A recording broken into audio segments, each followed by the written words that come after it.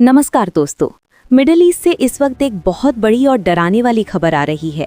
Straight of Hormuz, जिसे दुनिया की तेल की नस कहा जाता है, अब एक युद्ध क्षेत्र यानी वॉर जोन में तब्दील हो चुका है। कल ही खबर आई कि एक ऑयल टैंकर पर बड़ा हमला हुआ है, जिसमें 15 भारतीय क्रू मेंबर्स सवार थे। क्या ईरान ने जानबूझकर इसे निशाना बनाया और क्या भारत की तेल सप्लाई अब खतरे में है?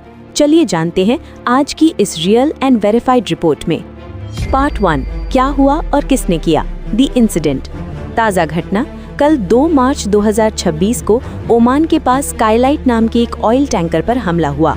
ईरान का कबूलनामा। इस बार स्थिति अलग है। ईरानी सरकारी टीवी ने आधिकारिक तौर पर पुष्टि की है कि उन्होंने इस टैंकर को निशाना बनाया क्योंकि वो उनके आदेशों के खिलाफ स्ट्रेट ऑफ हॉर्मूज को अवैध तरीके से पार करने की कोशिश कर रहा था। बड़ी बात, इस जहाज पर कुल 20 लोग थे, जिनमें से 15 भारतीय थे। राहत की बात यह है कि सभी को सुरक्षित निकाल लिया गया है, हालांकि 4 लोग घायल हुए हैं।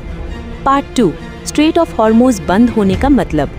महत्व, पूरी दुनिया का लगभग 20-25% तेल और 20% LNG इसी 39 किलोमीटर चौड़े रास्ते से गुजरता है।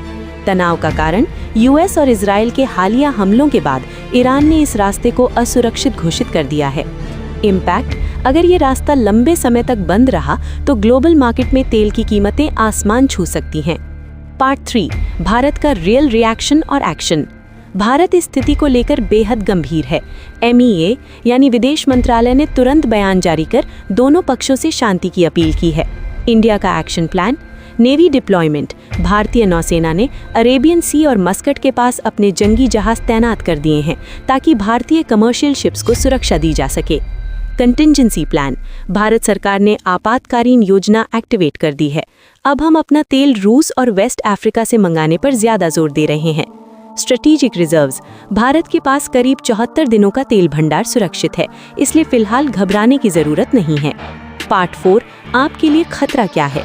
कंक्लूजन, अगर ये तनाव युद्ध में बदलता है तो इसके 2 सीधे असर आप पर पड़ेंगे। पेट्रोल डीजल के दाम। इंटरनेशनल मार्केट में कच्चे तेल की कीमत $80 के पार जा सकती है, जिससे भारत में ईंधन महंगा हो सकता है। महंगाई। तेल महंगा होने से ट्रांसपोर्टेशन कॉस्ट बढ़ेगी, जिसका सीधा असर सब्जी और राशन के दामों पर पड़ेगा। Ending, call to action. दोस्तों, स्थिति काफी नाजुक है और भारतीय सरकार पूरी कोशिश कर रही है कि हमारे नागरिकों और इकोनॉमी पर इसका कम से कम असर पड़े। क्या आपको लगता है कि भारत को इस मामले में सीधे हस्तक्षेप करना चाहिए? अपनी राय कमेंट्स में जरूर बताएं। लेटेस्ट अपडेट्स के लिए चैनल को सब्सक्राइब करें। धन्यवाद।